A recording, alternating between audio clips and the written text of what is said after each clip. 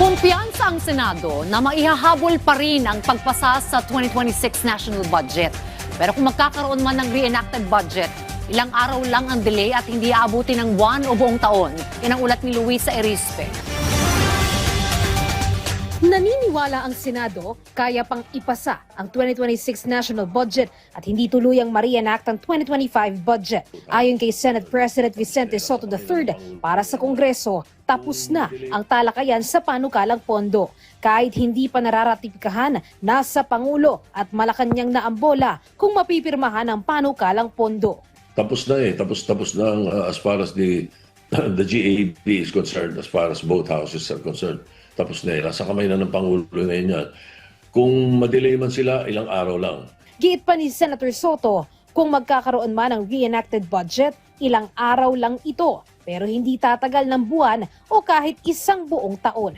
Pwede mong masabing nagkaroon ng reenacted budget for 2 days, 3 days, 5 days. Noong panahon nga namin nila President Duterte, 3 months nga yung reenacted eh.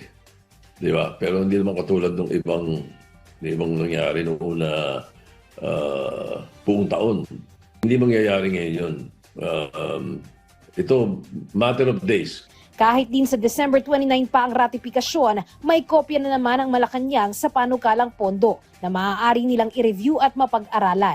Malaki rin ang tulong ng Open BICAM para i-monitor ng ehekutibo ang takbo ng budget at mabilis itong mabusisi. Sadyang natagalan lang ang pirmahan dahil sa pag-iimprenta ng General Appropriations Bill. Imbes kasi na summary, enrolled bill na ang raratipikahan ng Kongreso.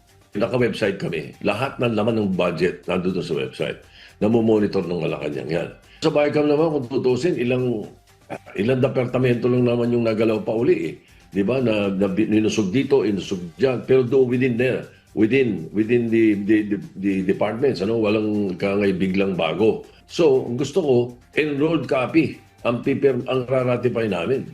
Enrolled copy, ibig sabihin nun, it's ready for the eyes of the President itself. Ngayon, sabihin, magre-review pa President. Hindi nga, nasa website na nga eh. Lahat yan nangyayaring yan, nakikita na ng Malacanang yan.